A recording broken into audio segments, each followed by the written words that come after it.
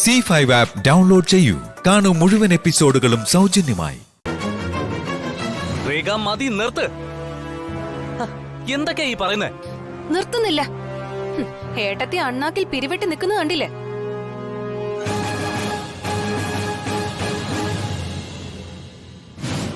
അപ്പൊ രഘു പറയ്, ആ പെണ്ണും ചെറുക്കനും നമ്മുടെ ബന്ധുക്കളാണോ? എങ്കിൽ സ്വന്തം ഭാര്യയായ എന്നോട് എന്തിനാ ഈ കാര്യം മറച്ചു വെച്ചത്? അത് ആരായാലും പെട്ടെന്ന് റിയാക്ട് ചെയ്ത് പോയില്ല രേഖ. ഇവിടെ എല്ലാവർക്കും അവരെ പരിചയമുള്ളത് എങ്ങനെയാ? ഇനി അത് ഞാൻ വിശദീകരിക്കണമെന്നുണ്ടോ? അപ്പോ അവർക്ക് പെട്ടെന്നൊരു ആക്സിഡന്റ് ഉണ്ടായെന്ന് പറഞ്ഞപ്പോ ഏട്ടത്തി റിയാക്ട് ചെയ്തു, അത്രേ ഉള്ളൂ.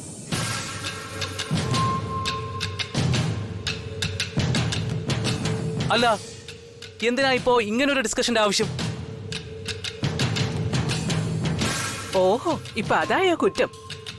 കേട്ട പാതി കേൾക്കാത്ത പാതി ശ്രീലക്ഷ്മി ഇറങ്ങി ഓടിയത് എല്ലാവരും കണ്ടതല്ലേ?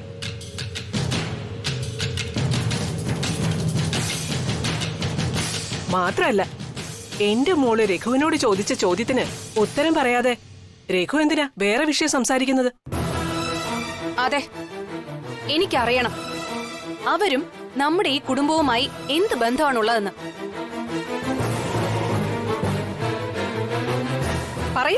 പറയൂ രഘു, പറയാൻ.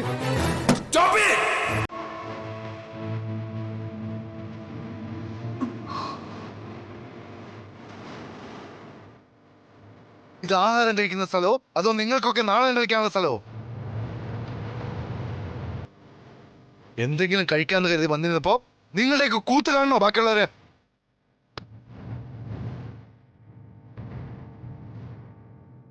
കുറച്ച് സമാധാനത്തോടെ ആഹാരത്തിന് മുന്നിൽ പോലും ഇരിക്കാൻ കഴിയില്ലെന്ന് വെച്ചാ വല്ലാത്തൊരു അവസ്ഥ തന്നെയാ. ആദ്യം എല്ലാവരുടെ സംശയം മാറട്ടെ, അത് കഴിഞ്ഞു മതി ആഹാരം കഴിക്കലൊക്കെ.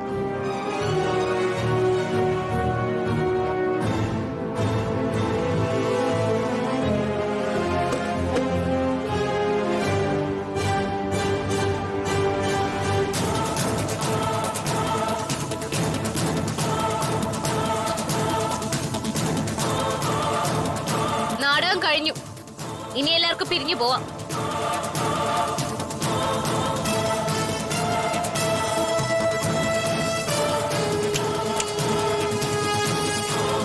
ഇപ്പൊ ഇവിടെ ഈ കാണിച്ചതിനൊക്കെ മറുപടി പറയേണ്ടത് ഇതുകൊണ്ടാ. ഇതുകൊണ്ട് ഒരെണ്ണം അങ്ങോട്ട് തന്നാലുണ്ടല്ലോ, ഇരുന്ന് പോകയും ഇവിടെ. നമ്മളത് ചെയ്യാത്തത്. അങ്ങനെ നമ്മൾ ചെയ്താലേ നിങ്ങളും നമ്മളും തമ്മിൽ എന്താ വ്യത്യാസം? ചെവി നുള്ളിക്കോ, തരുന്നുണ്ട് ഞാൻ.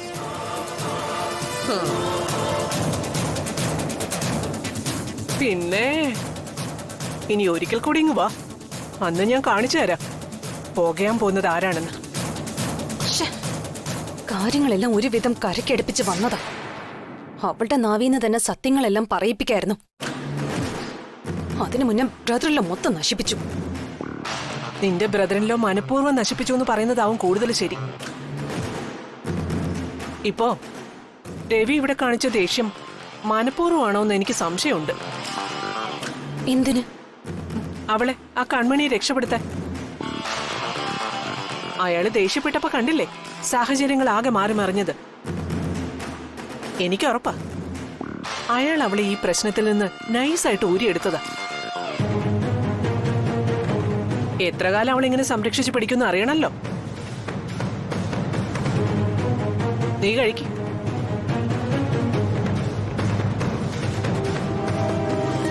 വ്യവസ്ഥകളില്ലാതെ സ്നേഹിക്കുക, ഉപദേശങ്ങളില്ലാതെ സംസാരിക്കുക, ഒന്നും പ്രതീക്ഷിക്കാതെ പരിചരിക്കുക, ഒന്നിനും കണക്ക് വെക്കാതിരിക്കുക. അതാണ് യഥാർത്ഥ സ്നേഹമെന്ന് എന്നെ പഠിപ്പിച്ചത്, മനസ്സിലാക്കി തന്നത് എന്റെ ശ്രീലക്ഷ്മിയായിരുന്നു.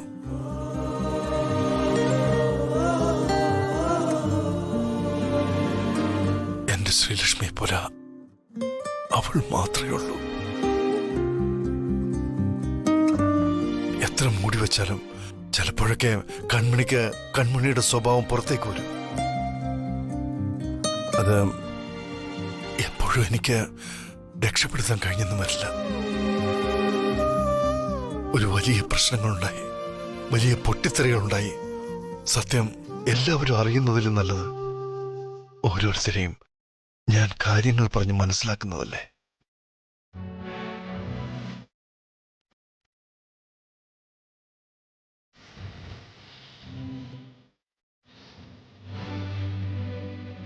ഞാൻ ഈ പറയുന്നതിൽ കൺമണിക്ക് വിഷമമൊന്നും ഉണ്ടാകേണ്ട കാര്യമില്ല.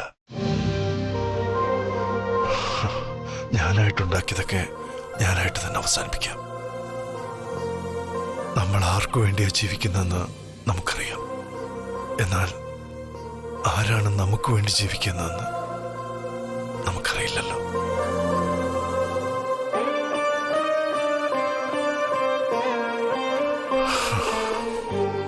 നാളെ രാവിലെ കൺമണിക്ക് പോവാം.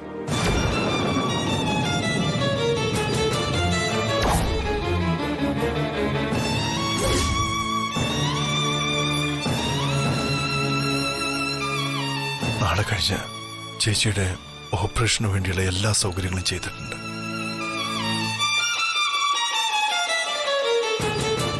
കൺമണിയുടെ ചേച്ചിക്ക് കാഴ്ച കിട്ടും.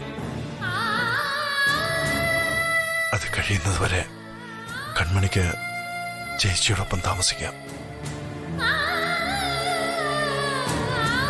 ഓപ്പറേഷൻ കഴിഞ്ഞ കൺമണിക്കും ചേച്ചിക്കും അനിയനും ജീവിക്കാനുള്ളത് കൺമണിയുടെ പേരിൽ ബാങ്കിൽ ഇട്ടിട്ടുണ്ട്.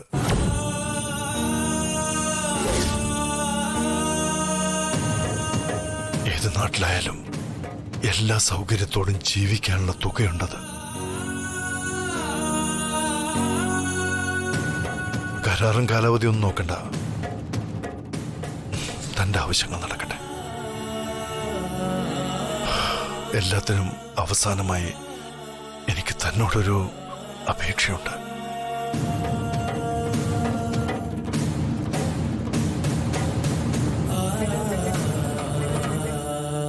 ഈ ഒരു രാത്രി കഴിഞ്ഞ ഇനി ഒരിക്കലും കൺമണിയാൻ എന്റെ മുന്നിലേക്ക് വരരുത്.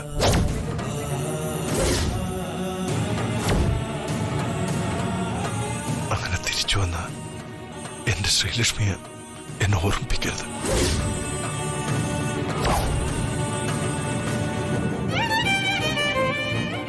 ശ്രീലക്ഷ്മിയെ ഞാൻ അവസാനമായിട്ട് കണ്ടത് ഓർക്കാൻ ഇഷ്ടപ്പെടുന്നില്ല.